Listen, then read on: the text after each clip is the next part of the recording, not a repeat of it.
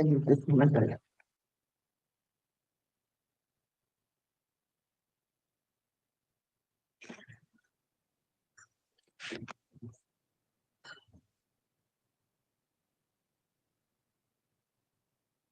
ये ऊपर क्यों जाती है? क्या सीट तुम्हारी वाली ऊपर है? वो ले लेती हूँ।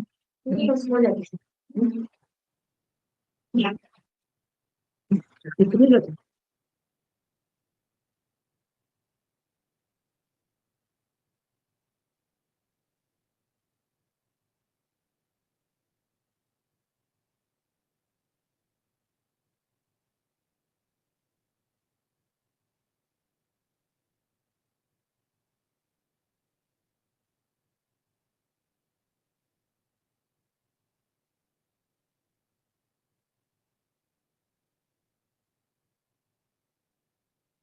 Good morning, everyone. Dear teachers, students, parents, on behalf of the United Schools Organization of India, I, Jolie Raji, extend a very warm welcome to each one of you to the 11th session of our national webinar series, Beyond Boundaries, Understanding Special Needs. Today's session focuses on an important theme, employment opportunities and workplace inclusivity. We are delighted to have you join us for this meaningful discussion. This webinar is being recorded and streamed live on USO's official YouTube channel. Feel free to share the link with your colleagues who may not have been able to join live. United Schools Organization of India, established in 1951, it is a registered society dedicated to raising the social, cultural, and moral standards of schools in India to global levels. Through national level tests, seminars, competitions, and programs, USO provides platforms beyond academics to nurture confident and responsible global citizens. With over 7 decades of work, we are proud of the inclusive and holistic impact USO has had on students and educators, building communities of care, respect, and empowerment. Let's take a moment to reflect on the legacy of USO. Since 1951, the United Schools Organization of India has been shaping education beyond textbooks. In 75 years, we have reached 31 states, working with 16,000 plus schools and engaged over 5.1 million students and 22,000 teachers. With 500 plus activities and the support of 50 plus partners, USO continues to empower schools with platforms for learning, leadership, and social impact. This journey is about more than numbers. It's about building a generation ready to lead with purpose.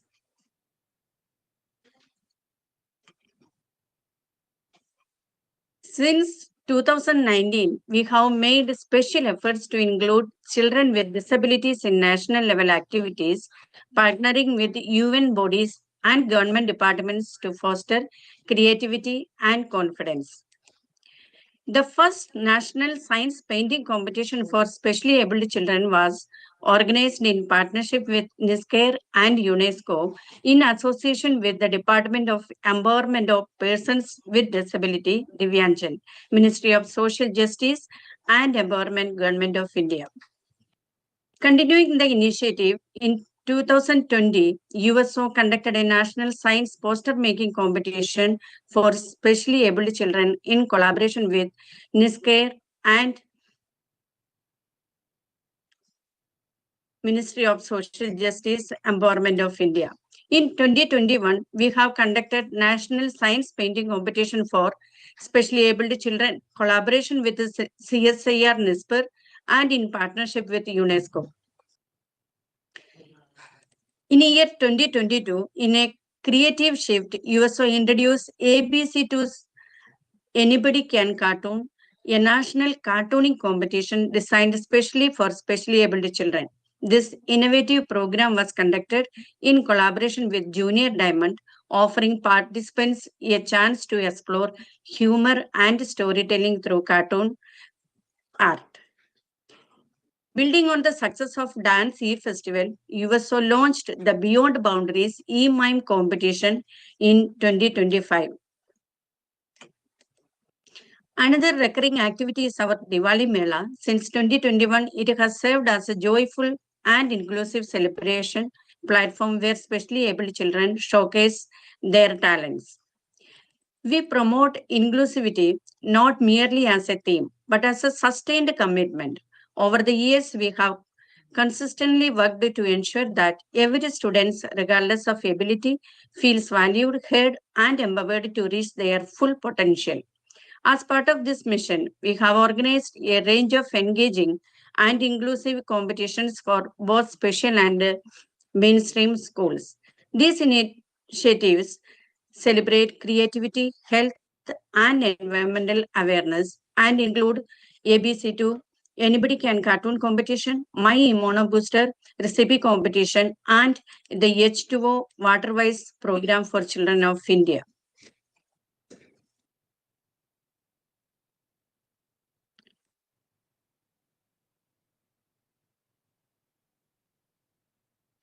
Now, let me tell about the series. Beyond Boundaries Understanding Special Needs is a national webinar series designed exclusively for special schools across India.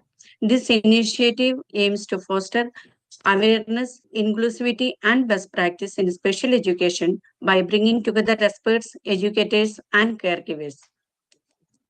The Beyond Boundary webinar series is presently in progress, spanning from April 2025 to March 2026. The series comprises 12 thoughtfully curated webinars, each dedicated to exploring vital dimensions of understanding and supporting children with special needs.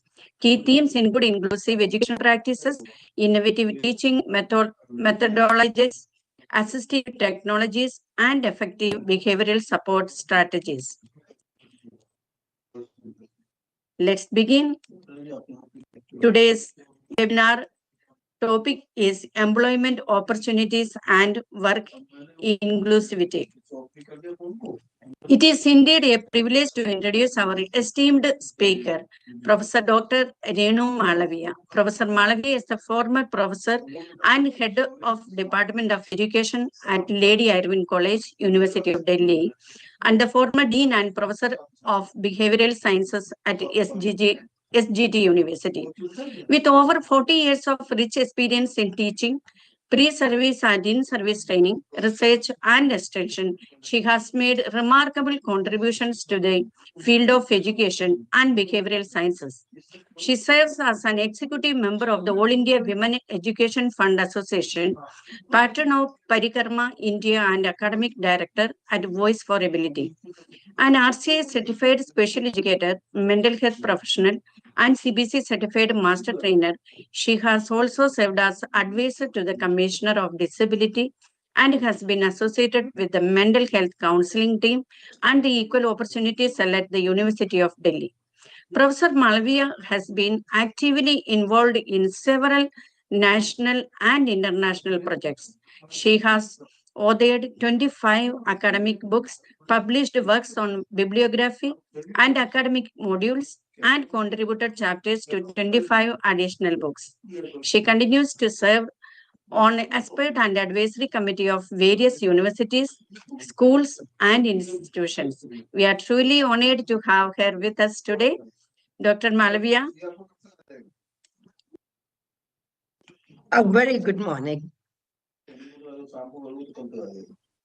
Thank you. Should I start? Yeah, welcome. Well, Let it's me always stop a this. pleasure. Yeah. It's always a pleasure to be part of these webinars, reaching out to the teachers across the country. It's so exciting. The teachers, the principals, and everyone else who is part of listening and interacting on these webinars. A very good morning to everyone.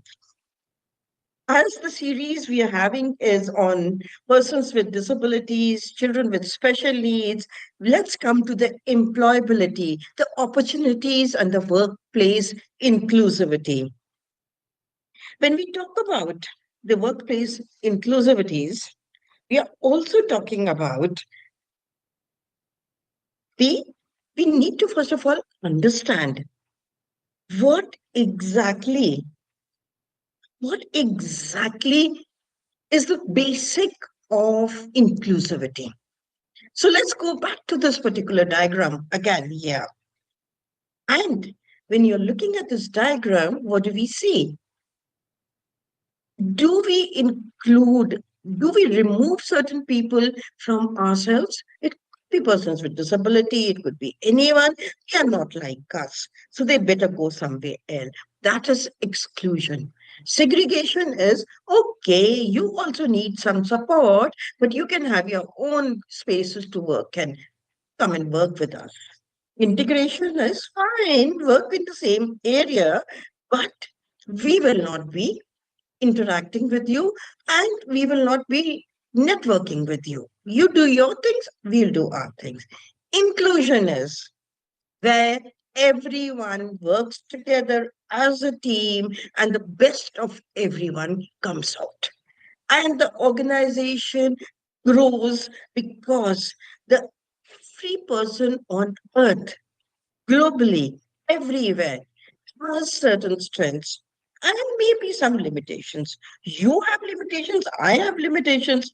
So, but we do not fall into the any particular category.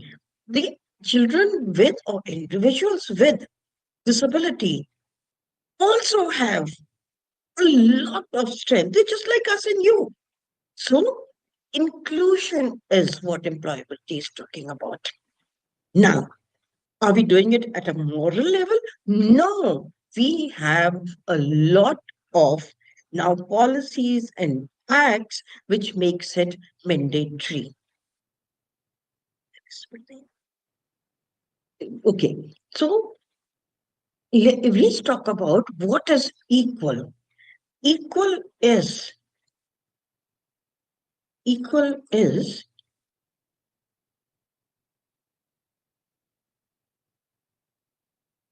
yeah, I get to hear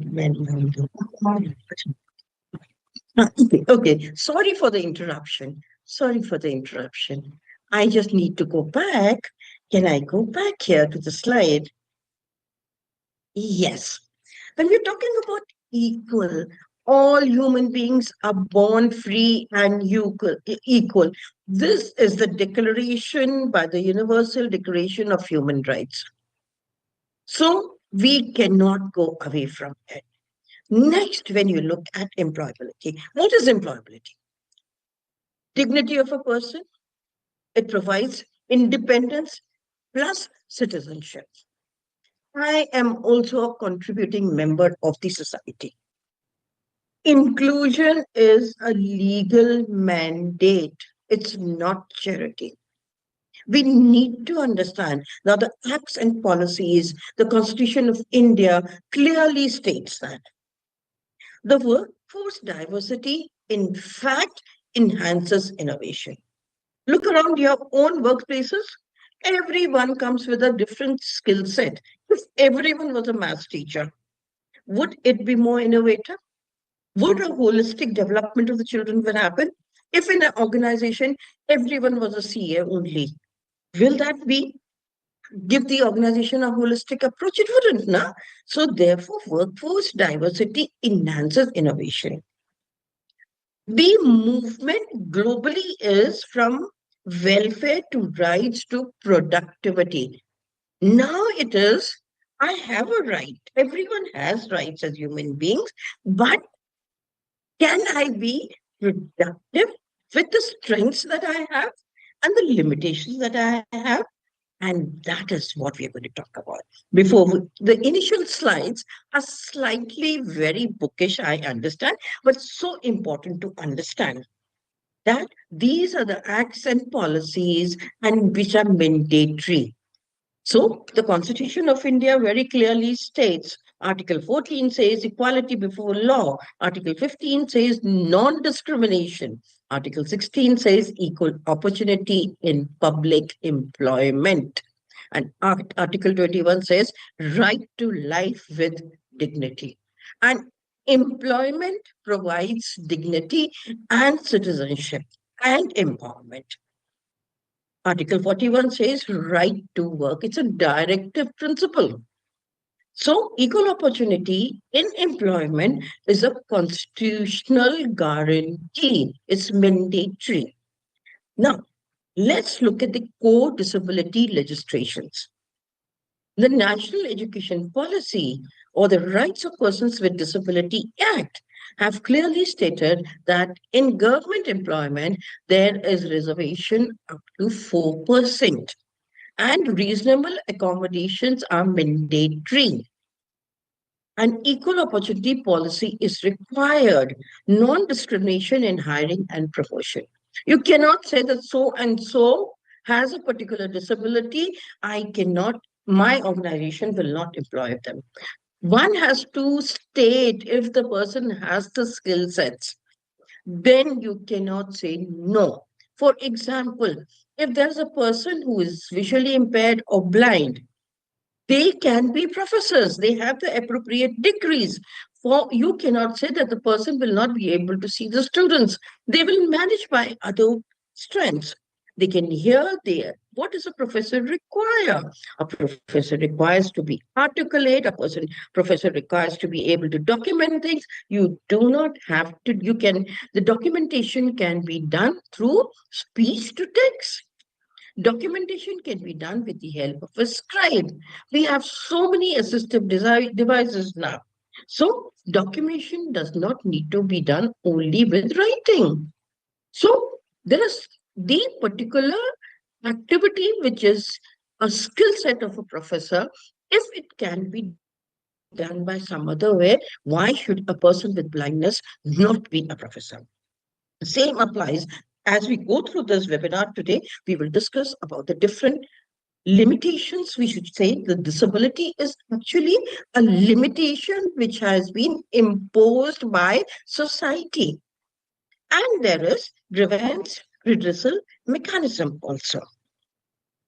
So the supportive laws are the Rehabilitation Council of India, RCI, which works on training rehabilitation professionals, regulating, keeping a database of the different active levels of and different types of rehabilitation professionals where what is required, and advises the ministry as well. It's a component of the ministry. The National Trust Act supports employability for persons with autism, CP, ID, multiple disabilities. And we have the right of persons with disability rules also.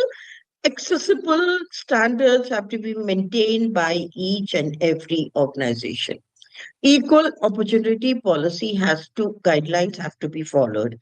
Workplace compliance requirements need to be chalked out. They need to be displayed in the organization at a static position also. So everyone is aware of that. I continue to show these slides because there is so much of documentation, policies, acts to support the inclusion of persons with disability into the workforce of the country. So, first of all, we need to understand that, and then we will move on to each disability, how they can be incorporated, how organizations can work towards seeing that they get incorporated and become a strength for the organization that they are working for. If they are not a strength, it is also the responsibility or the major responsibility is actually of the ecosystem of which they are a part, the work ecosystem, the social ecosystems. So coming back to here, the overview of the workplace compliance, we have these laws. Foundational law, rights of persons with disability, which says equality, non-discrimination, accessibility, and inclusion. Equal opportunity policy, which is mandatory for employers. And what does it say? Conspicuous place in the workflows and ideally on the company website. All benefits, facilities, accommodations have to be informed there. There has to be a licensing officer appointed if there are 20 or more employees with persons with disabilities. Actually, there should be a licensing officer, if you ask me personally, for every organization. Yes, It is not a very practical solution as of now. There are other aspects, and we are talking about reasonable accommodations across the country. Overseeing the recruitment, workplace accommodation, record maintenance, and welfare of the persons with disability. Workplace accessibility, it has to be not only physical accessibility. There's a ramp, there is a lift, there's appropriate lighting. Wonderful. All these things have to be there. And there's a toilet which is disability friendly, right? And which should not be locked, which should be accessible to any person with disability. There also has to be accessibility in information and communication. And this accessibility has to be at the website, digital platform, assistive technology, internal systems. And accessibility at the information and communication levels. Supposing we have 40% reservation, so there's a person with hearing impairment who's employed in our organization. When we are having a meeting and it is only verbal communication, how do you expect that person with hearing impairment to understand what is happening in the meeting? So you need a sign language interpreter.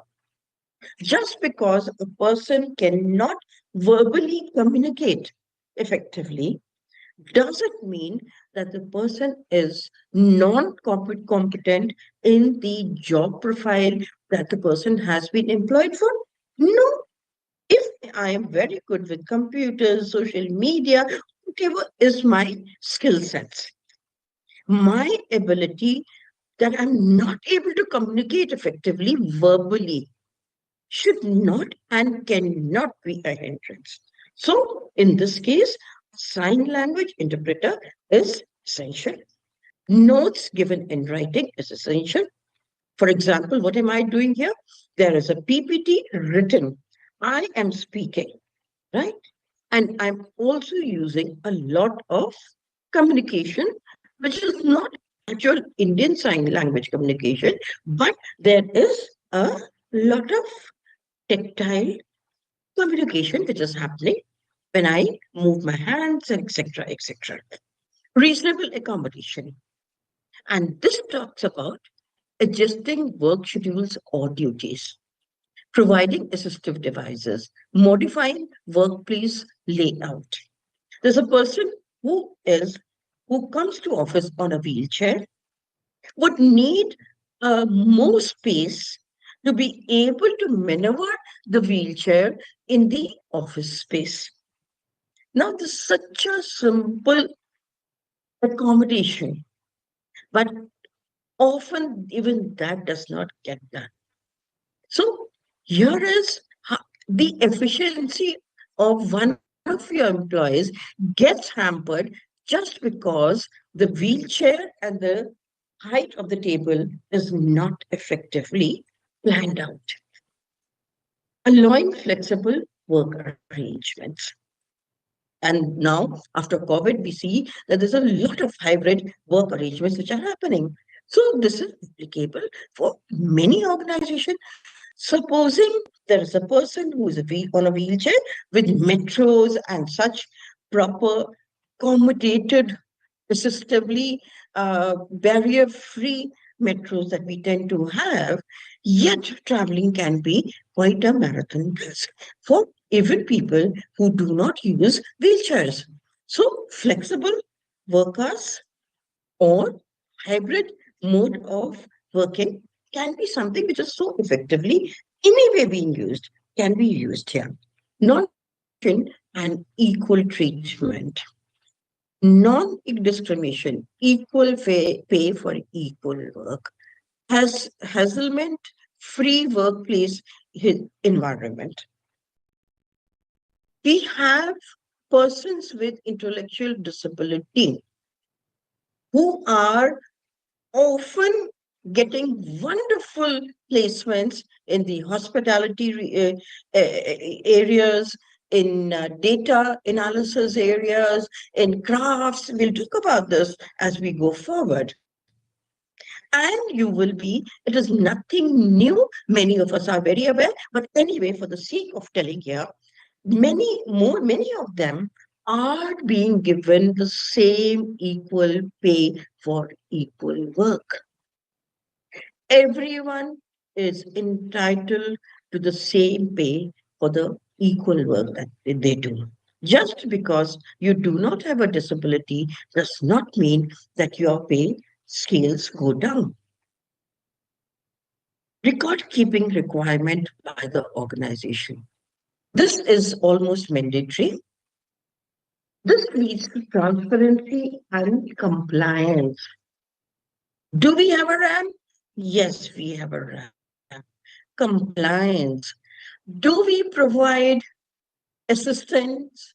Do we have a sign language interpreter for all meetings?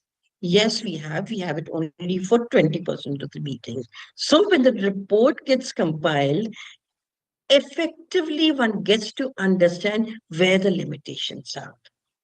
Recruitment and job vacancies, reservations in private sector. We do not yet have reservations in private sectors. Penalties for non-compliance. There is penalty for non-compliance of all that we have been talking about just now. It ranges from rupees 10,000 for the first offense to the organization to 5 lakhs for repeated violation. And possible legal action by individuals or advocacy groups. Requirement to retroactively correct accessibility of workplace compliance issues is also there. So, what are we coming to? That disability does not limit, or it should not limit employability. It should change the path to employability. If I cannot type, I have a keyboard which is braille enabled. So, which is connected to the computer, to the keyboard, and I'm able to braille it and it comes in written form there. Now it's so easy in many ways. Most of our devices have audio. Most of our devices have video. So if you have a person with blindness, they use more of audio connect. If you have a person with hearing impairment, what do is they use the video in their mobile. So their interaction is through sign language, through the mobile also, in real-time spaces also. Now, let's go one by one. Let's start with the neurodiversities, which are hidden disabilities which are not visible. Majority of the persons with disabilities have the same intelligence level in the same range as I and you have. Then why they may, if the ecosystem is permitted, they would have the same skill sets that another person with the same aptitude, capability has. Then why are we limiting them? Because our ecosystems are not clear about. Everyone cannot be till they come into public spaces. One will not realize what are their strengths and limitations. If we have people from a country, a far off country, coming and working in your organization, the culture differences will appear very wide initially. But once we get to know each other, those culture variations are understood and a balance gets developed. The same thing happens when we are talking about persons with disability in the workplaces. Now, look at these children or individuals with specific learning disability, which is dyslexia, dyscalculia, dysgraphia. We've already had some webinars on this. Now, let me start off with the limitations. They have difficulty in writing and reading accurately. They can, but it takes a lot of time. Their brain is not wired for reading and writing. So their reading speed is very slow. So you have the boss who says, here is that letter, please read this and respond to it quickly to me. Now, this particular person who is already stressed out when it comes to reading finds it difficult, takes much more time. And how is it taken? It is taken as he does not know his job. He or she is very slow. If the same letter was allowed to be put into speech, it was on the email and there was this text to speech, and the child, this person would be listening to it. Now remember, SLD are not visually impaired. They're not blind, but they also gain when they hear and see together. The technology is already providing it. So where is the issue? Now, if this person is allowed to give the response verbally, or the assistive device, now the computer is doing it, AI is doing it, to be allowed to audio record and it gets into converted into written form immediately. Then where is the limitation? The limitation has been converted into almost a strength here. They also have problems with spelling and writing. Time management is a problem for them. So, if time management is a problem, why should the officers not have a clear blackboard or some space? Anyway, many organizations do that. This to this time, this is the meeting. Here, this is going to happen. This here is going to be happening. It is there. Abstract thing has been converted into concrete issue solve, and you are taking the advantage of a person whose strengths are strong visual spatial thinking, reasoning. They're very creative and innovative. They'll come up with ideas which I and you wouldn't have thought about. They're able to conceptualize the larger picture. If we do this project and we combine it with this project and we do this and we do this, this is what we will be able to do 5 years from now or 1 year from now. Or they'll be able to do all these things so effectively. They are able to take risk. Entrepreneurial risk taking is their thing. Problem solving, but not the way we solve problems. They will use an entirely different way. Now, look here. End is where do we reach the goal? The process, the direction should not be so important, but are we able to reach that particular aim or target is most important. Their verbal communication is strong. Now, where what are their skill sets from here? Design thinking, strong oral interpersonal skills, digital media production, right? And so on, technical skills, holistic picture, larger picture, movement, give them ideas. What should we be, our organization be doing? And these are the type of things. And how do we connect this? They are very good with networking and dynamics. So are we using them there? They have a high level of resilience and adaptability capacities. So these are the skill sets. And therefore, where do we find these persons with dyslexia, dyscalculia, dysgraphia, under which is under the umbrella of specific learning disabilities? They're graphic designers, the creative and design industry, advertisement, they're in advertising, they are business leaders. See, they can, what as a leader do is get the team to be able to produce results. They are very effective with delegation of responsibilities. Delegation of responsibilities does not mean you give the responsibility and you sit back. It is the overall administration, supervision, seeing the larger picture. Where is it going? Where's the organization going? They do it. And that is what leaders do. Media, performing arts, hospitality and service industry. The hospitality and the service industry is full of people with SLD. They are amazingly good at sales and marketing and in skilled trades and technical professions.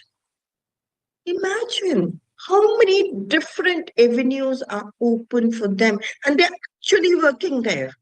There are enough number of them there. So why at the education level, at the school level, at the higher education level, we are not able to see these skill sets? Persons with dyslexia, dysgraphia, dyscalculia, and work on it.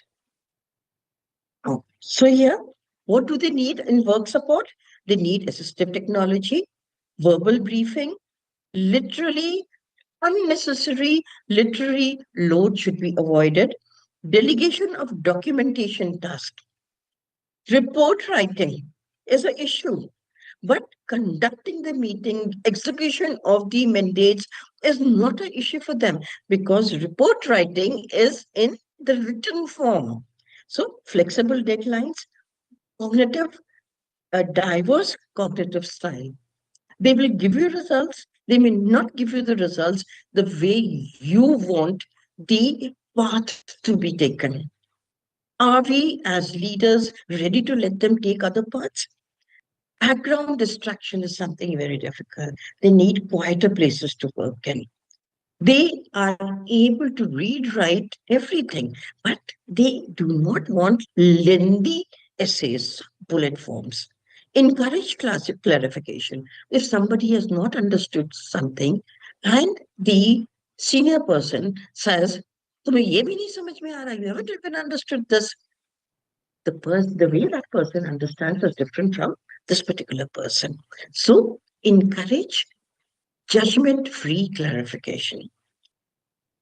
Now, coming to the next one is autism spectrum disorder, ASD. I'll talk about the functional limitations first. Their main functional limitation is the social communication differences. They are not good with picking up the non-verbal communications. They will have different types of sensory sensitivities.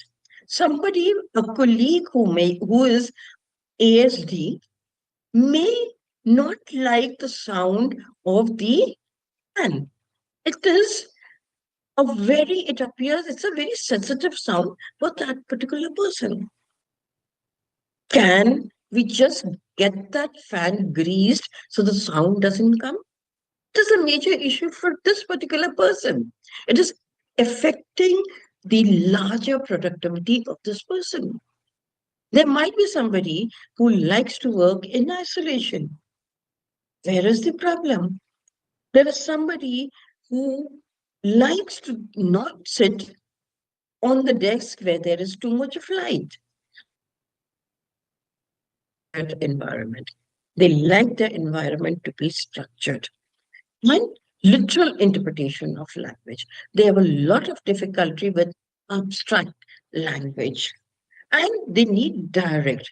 Supposing you haven't finished your work and the leader or the boss comes over and says, "Oh, you are always so efficient. I and you will understand that he is making fun of us and he is angry." The person who is on the spectrum would take it literally. So no metaphors, no muhavras will for this person. Now, what are their strengths? Pattern recognition, detail orientation. They will not allow you to make the minutest of mistake and deep focus on the things that they are interested in. And they do not get tired. Their tends to be so very intense. Now, can you see the advantages that particular organization will have because of that?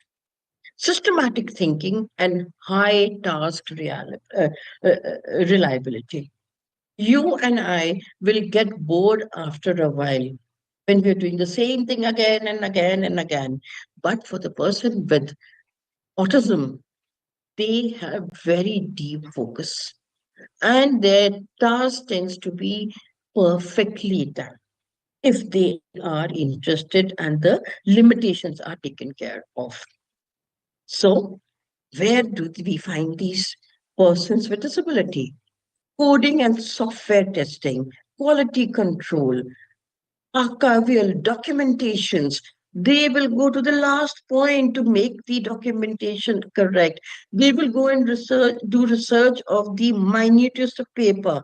So, data analysis, software testing, research roles, they're extremely good with that. Archival work, technical documentation, cyber security analysis. Many of them also make very good surgeons and doctors and many areas and professors, but with these limitations. So what do we need for them in workplace is a predictable routine, a system, a structured communication process, sensory friendly workplaces, and clear expectations. If you look at this, don't we all want this? How is this actually different? This just makes our workplaces better.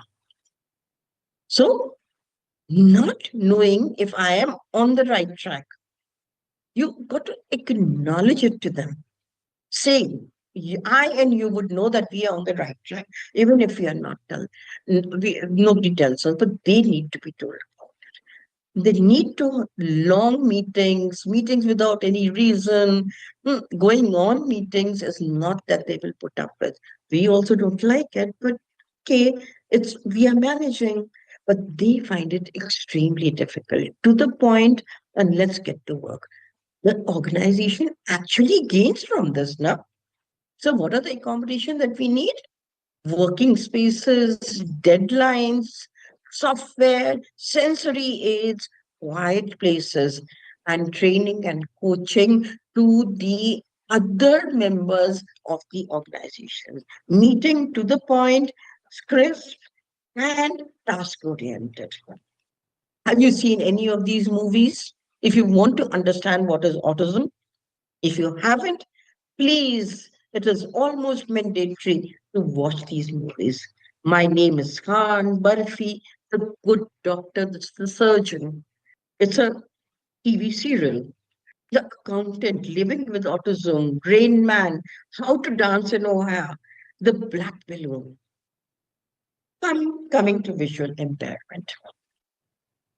You know, persons with who do not have sight are in no way different from us.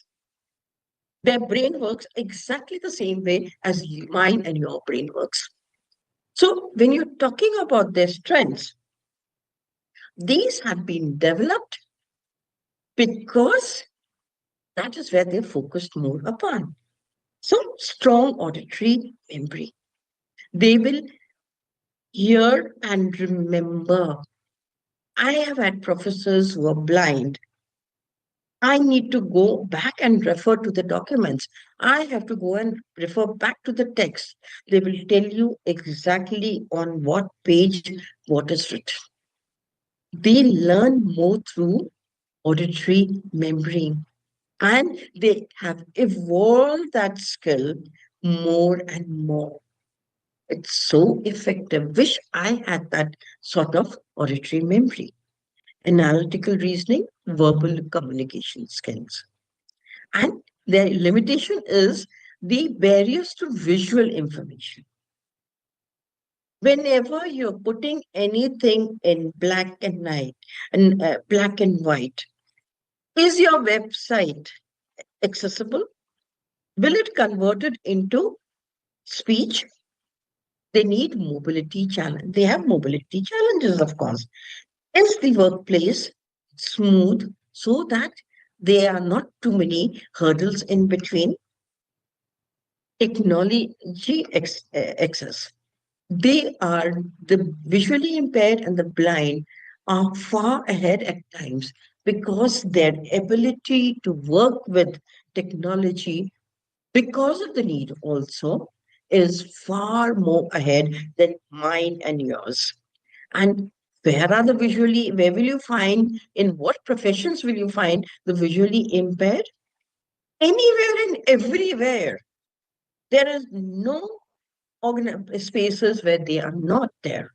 And at very high positions too. So they could be lawyers, counselors, teachers, HR roles, content writing. Now, content writing, we look at when we think about it, it is writing.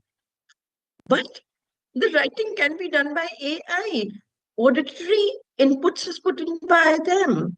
The correction is done by the AI talking about it, the computer or technology, public administration. They're as good administrators as anyone else can be. Civil services, banking, call centers.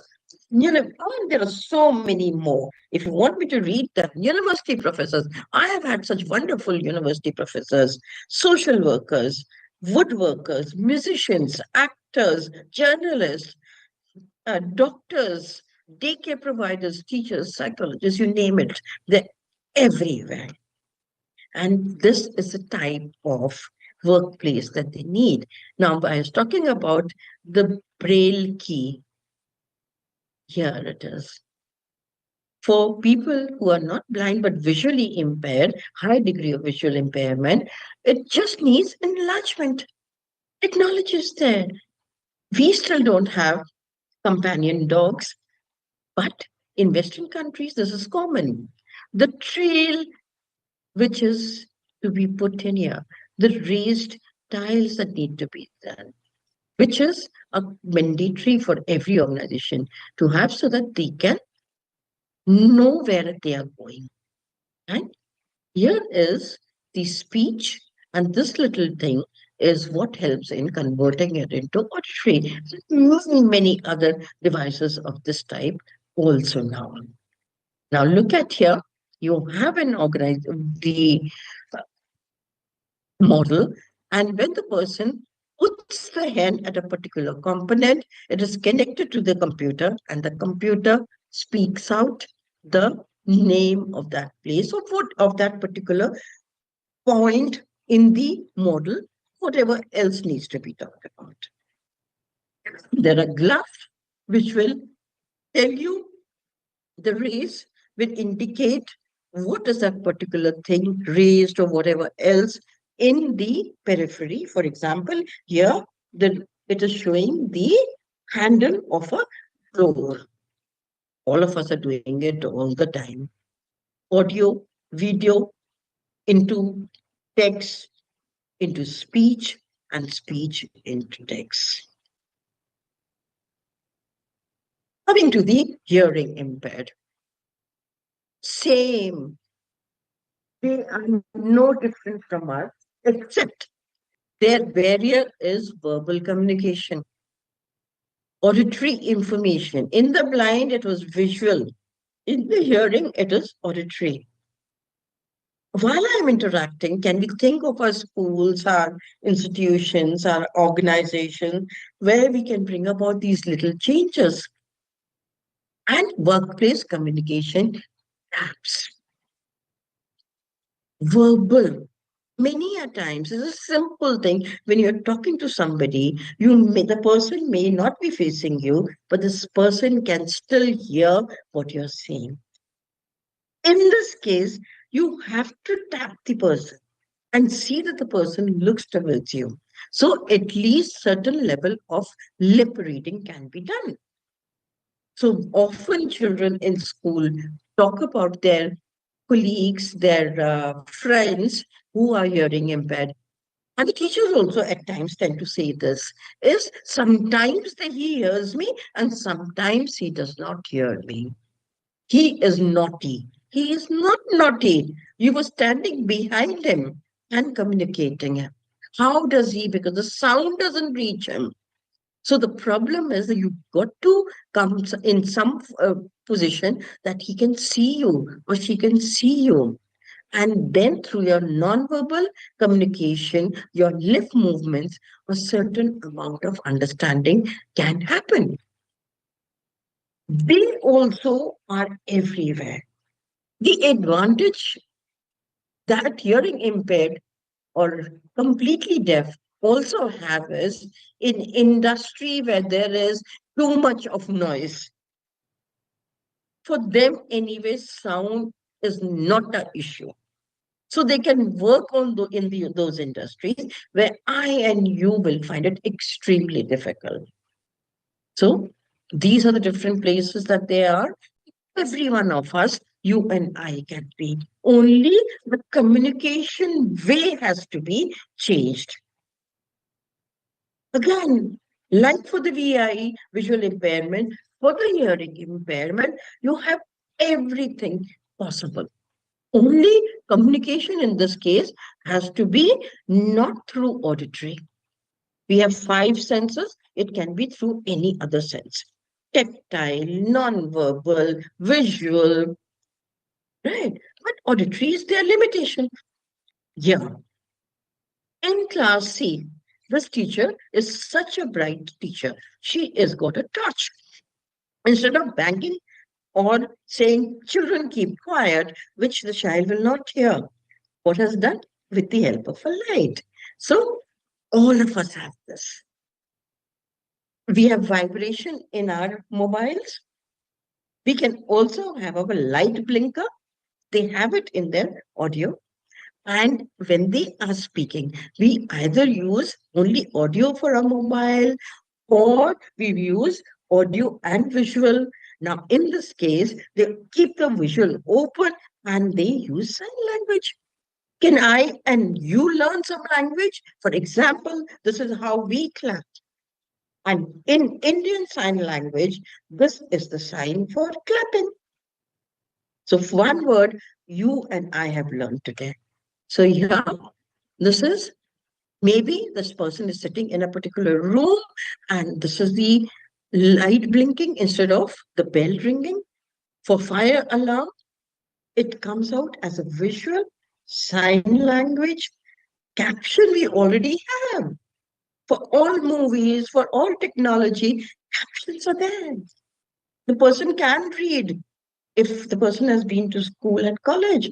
And majority of us, our children are now going into inclusive education also. Intellectual disability or intellectual impairment. Their limitations are abstract reasoning difficulties, slow level of learning, and they need a very structured, supervised organization. Now, if you can provide this, any organization can do this. For example, they are task repetition reliability. I always like to give this example. There are a lot of individuals with intellectual disability who they love to do repetitive jobs. If I was to give you a job where every day you had to clean and brighten up glasses, the drinking glasses, and thousand plus of them every day. You will do it because you need a job. But as soon as you got some other job, you will leave it. But here, this particular individual who has intellectual disability loves this job. And therefore, hospitality industry pays them at par to others because the others are not happy doing this job. And here, the way they will clean and brighten up the glasses or the cutlery is going to be much better, and they love doing it. So repetition is what they love. Their responses, they bring in social warmth and team spirit.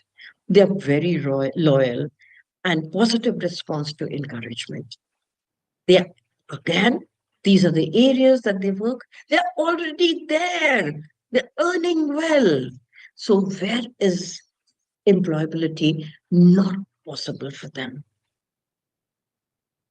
And what do we need here for them is task breakup, visual schedules, fixed daily routine.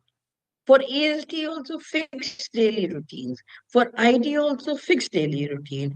I think for I and you also fixed daily routine definitely helps. So they need what do we start, then what do we do, then what do we do? And clear role boundaries, what we should be doing and what we should not be doing. Above all, no anti bullying safeguards. More than anyone else in the disability, in individuals with persons with disability, the ID need tend to be most bullied. So very clear anti-bullying safeguards need to be put into place. And multitasking is not their forte. Multitasking is the forte of the holistic viewers, which is the SLD. But the ID can do one thing at a time in a seriation form, small jobs at a time, small jobs at a time, and minimum change. So repetitive jobs done the same thing again and again. Those are the industries in which they do very, very well. They can also be creative in craft and in crafts, etc. Moving towards inclusive employability ecosystems. You know, employability ecosystems is not only the mandate of a particular group of people. It has to be a holistic approach. True employability requires collaboration between schools and universities, where the relevant skill sets are evolved, identified, moved forward to. Support from family. Support from family, the family also needs support. The family is are also limited in their environment. The requirement of children of families with the so-called typical children is slightly different at times. So the handholding that is required here, the skill development centers, the industry, the policy makers. So coming towards the almost the last slides, understanding disability in the employment context. Disability is not an inability. It is the interaction between individual functional differences, environment barriers, attitudinal barriers. First comes the attitudinal barriers.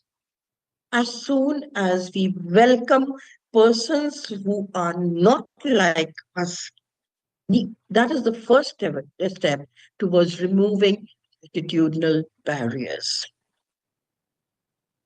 And with that, I would like to say thank you.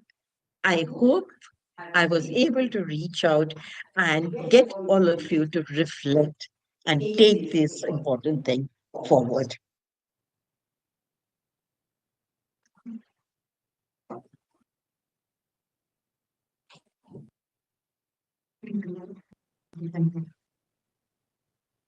That was indeed very insightful, Renu ma'am. Thank you so much. We'll keep it like this so that it's more like a dialogue because there are some questions that we have received. Um, I'm going to go with them one by one. Okay. They have come from on our WhatsApp channels.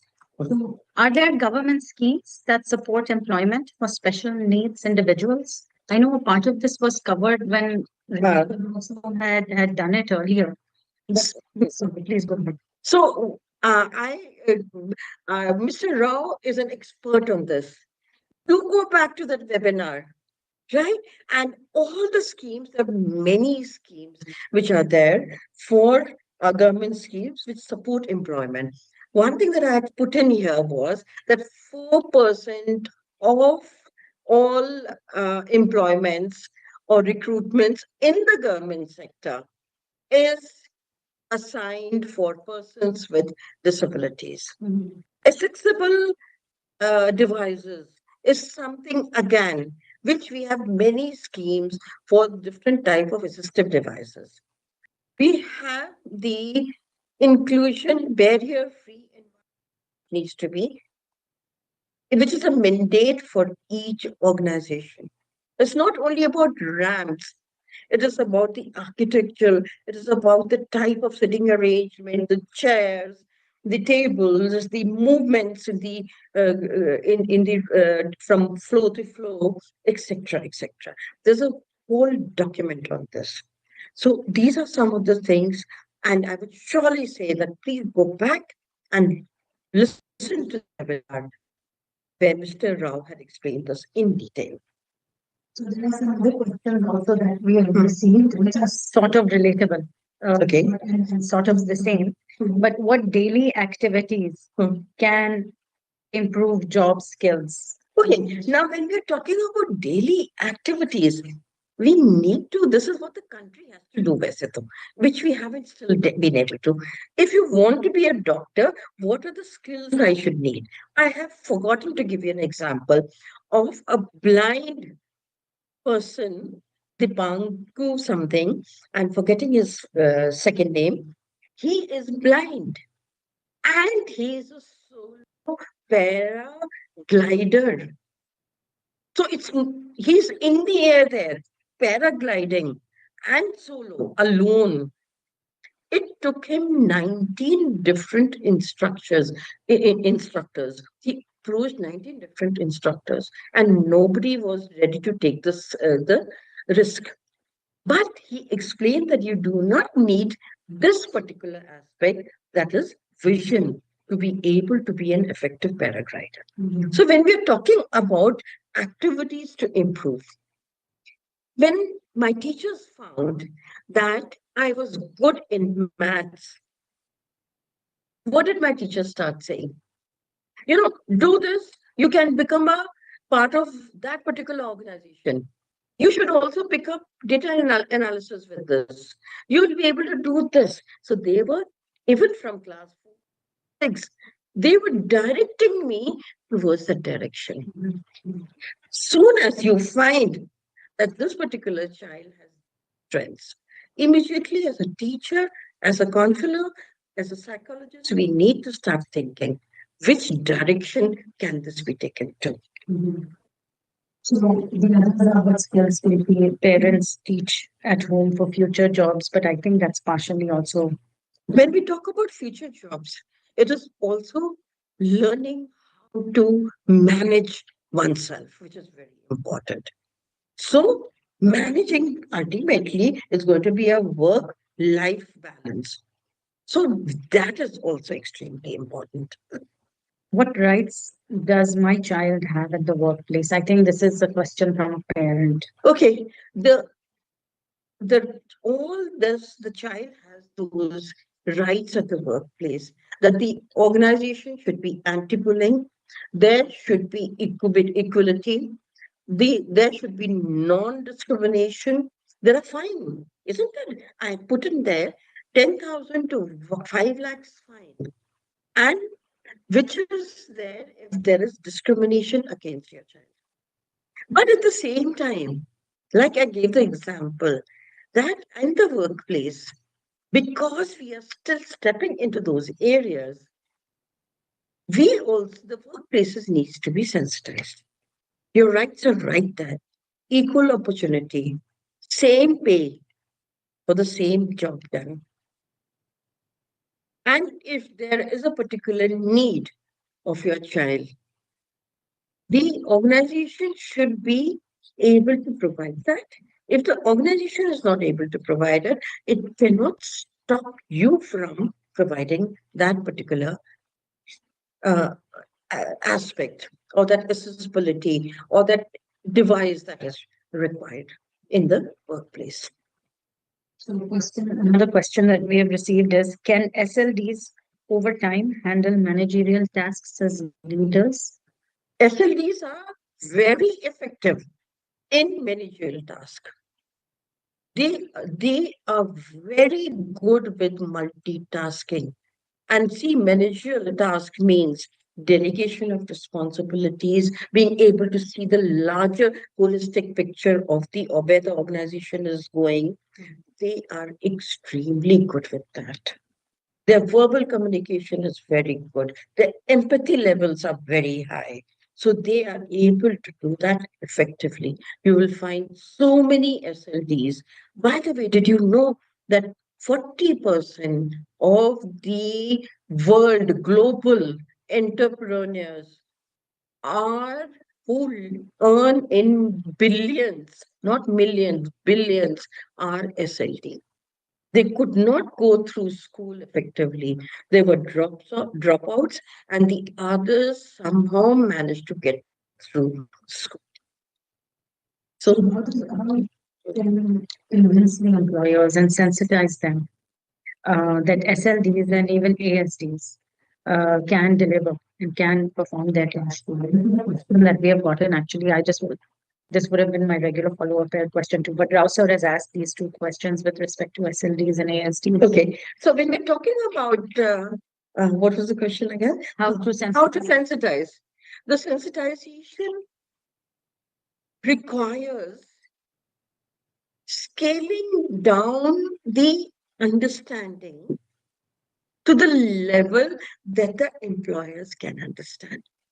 If you go and explain to an employer that this particular child has communication issues, has sensitivity issues, such big terminologies, they will not understand. All we need to do is that this particular data analyst that you're taking has this wonderful work that the person has done. But the only thing is that he would need to sit in a room where there will be minimum noise. Right. So when the next ASD comes, then we'll talk about light, because that particular child may have sensitivity with light. So just this little minute thing that you have to make a change in. This particular person will come and speak in very straight language. He or she will not be speaking very socially in a polite language. So if he finds that you have made a mistake, although you are the boss or you are the leader, this person will come and say that no, this is wrong. But what will you expect from any of your employers is that they come and tell you, will you would want to look at this again? Probably I see it in a different angle, but the autistic, because they work like machines, they will do that. So you have just two things to say in this case. So this is how I probably the sensitization can increase. And other is we request USO and Nina ma'am to take up sensitization programs, not only for schools and higher education, but for the corporate world also. Look at that as we go along. Two more questions we'll take in because I think we're also running out of time, and I know you have to leave as well. So quickly, ma'am, just to ask another question: are assistive devices costly, and is it the responsibility of employers to provide them? Assistive devices are not the responsibility, to the best of my knowledge, to be provided by the employer, but the government has so many schemes for it. The assistive, of course, for example, if you take the example of a wheelchair, so the government provides, and it is, and it's not difficult to get those wheelchairs, but they will not be of the highest level of um, of functioning, so limited functioning. We have now such wonderful wheelchairs where you don't even have to ask the other person to open the latch for you, because the wheelchair will make you stand. You open the latch and then you come down here, but they are extremely expensive. We have cochlear implants, we have hearing aids, which are provided by the government. So let's start for our with what the government provides us, and gradually should we can improve to getting better and more better devices for them. Last question, ma'am. What entrepreneurial opportunities are available? What type of support systems are necessary to enable for their successful participation? We have an organization which works with people with autism, adult autism. Now, persons with adult autism or autism, anyone on the spectrum, needs a shelter, probably not if they are Asperger's, which is high level of intelligence, but autistic characteristics, they can negotiate the society effectively with challenges. But there are others who have not such high level of intelligence, but they're autistic and they can do wonderful job. So now what this organization has done, they have a bakery unit.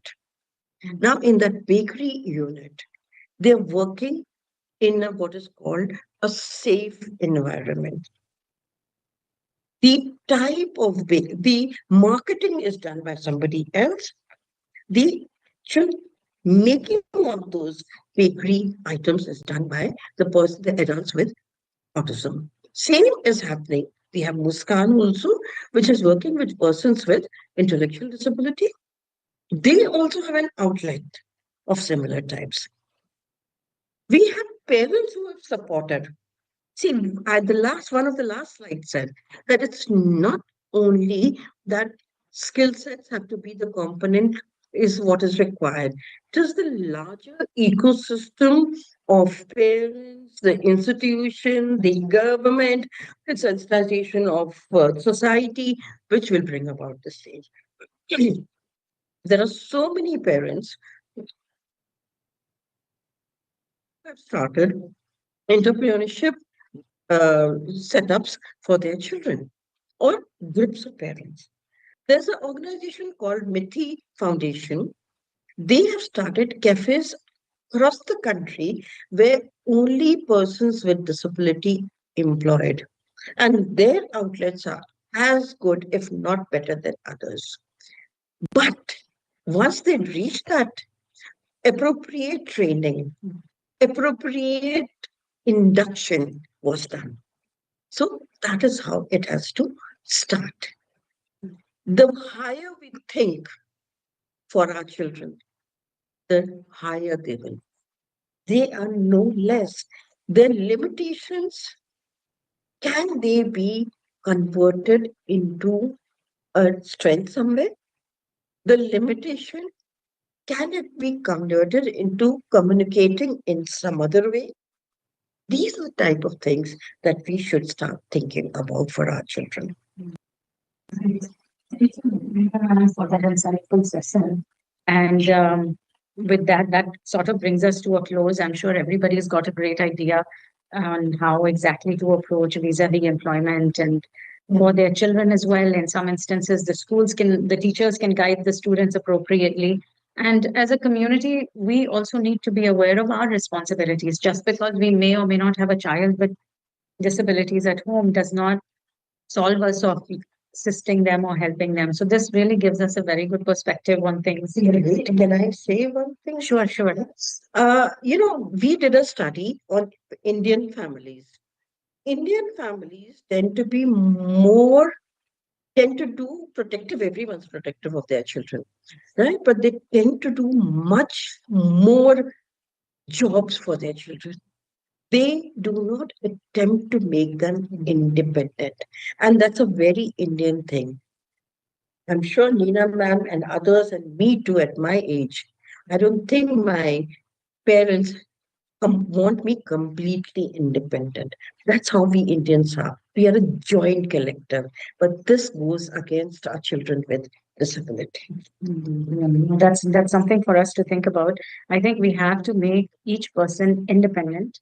Emotionally, support is always there, but of course, in terms of their daily tasks and in terms of what they can do, they need to discover that on their own. It's their journey too, because at some point of time, we will not be there to support them or help them. So that's the life and world we want to prepare them for.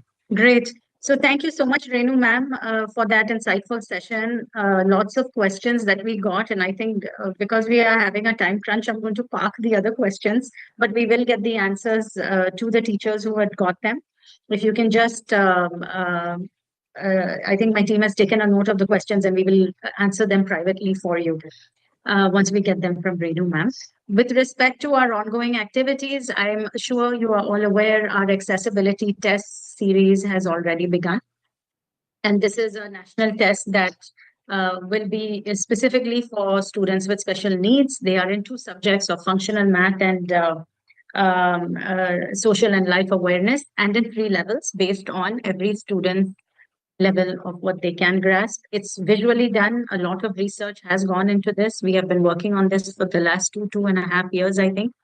The team has done a fantastic job of it. So for those of you who have interest in this, it is just a step. It's not a competition, but it is just to encourage students to think independently, to be able to do certain math functions independently, which will empower them a bit more and increase their confidence. And apart from that, I'm sure you are all aware, as you can see the sign at the back as well, it says USO at 75.